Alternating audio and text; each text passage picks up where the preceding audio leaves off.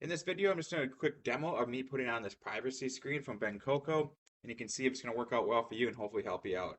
But what you're going to get with this is you're going to get a wet wipe and a dry wipe, and they're going to supply you with those, and they're nicely labeled. That's going to help you clean off your phone screen. On top of that, they also supply you with some dust absorbers, which are basically just like stickers, but it'll just make sure that your phone screen is completely clean. Now, these are going to come in 2 packs, and they come in like styrofoam, so if you don't want to put one on there right away, which you're probably not, you can save it, put it on down the road. And how you get these on is super easy. You don't need any credit cards, nothing like that.